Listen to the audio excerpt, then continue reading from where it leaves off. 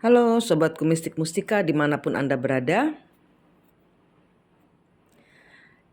Saya ingin memberikan jawaban atas pertanyaan di mana seorang istri dihadirkan oleh energi perempuan lain atau suami yang dihadirkan lelaki lain oleh istrinya.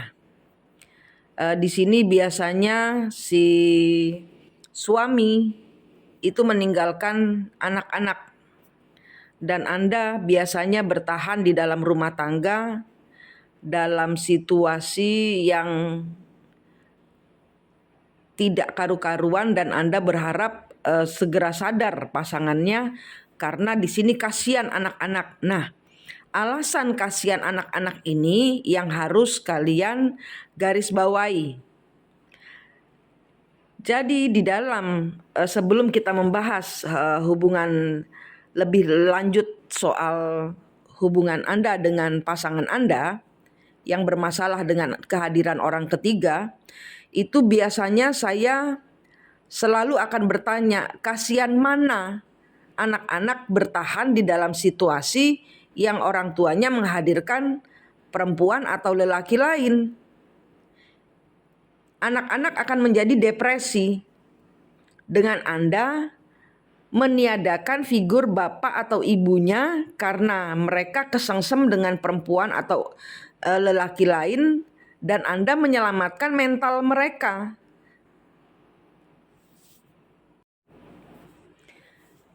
Secara 3 dimensi atau secara real kehidupan ini yang Anda perlu lakukan adalah 1, Anda sembuh dulu.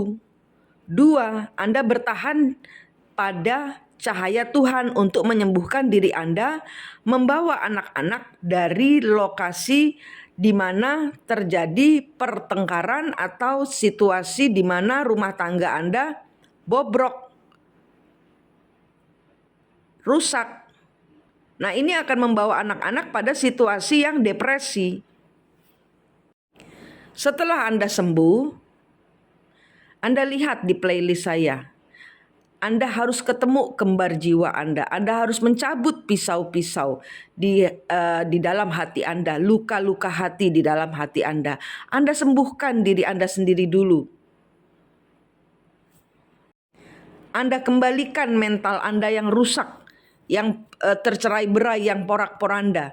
Ini bukan untuk orang ketiga. Ini untuk pasangan suami istri yang ditinggalkan oleh pasangannya. Sesi untuk orang ketiga nanti ada lagi. Ini hanya untuk pasangan suami istri yang ditinggalkan oleh pasangannya demi orang lain. Entah karena ibunya, entah karena bapaknya, entah karena orang lain. Nah, Anda selamatkan diri Anda dulu. Kenapa? Karena Anda dihadirkan orang ketiga dan istri atau suami Anda lebih mempercayai orang ketiga itu daripada Anda. Prosesi untuk mencari kembar jiwa sudah saya taruh di playlist Twin Flame. Anda cari. Karena dengan saya pelayanannya berbayar, tapi saya sudah jelaskan secara rinci apa yang harus Anda lakukan di playlist Twin Flame. Proses mencari kembar jiwa Anda atau Twin Flame Anda. Kemudian setelah Anda bertemu dengan kembar jiwa Anda lihat di belakang suami atau istri Anda dalam kondisi memejamkan mata, Anda lihat ada siapa? Ada siapa di belakang suami Anda atau istri Anda? Ada rantai antara Anda dengan istri atau suami Anda, itu yang harus diputuskan dulu karena itu siklus leluhur di mana suami atau istri Anda kesurupan. Jadi Anda lihat, Anda putuskan dulu tali rantainya, kemudian lihat di dadanya suami atau istri Anda ada pisau atau luka, sembuhkan dia.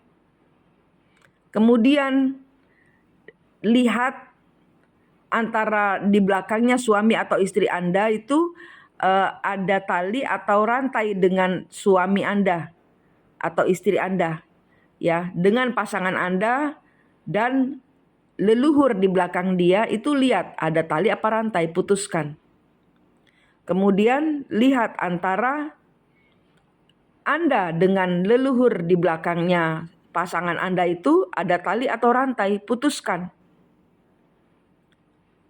Putuskan semuanya.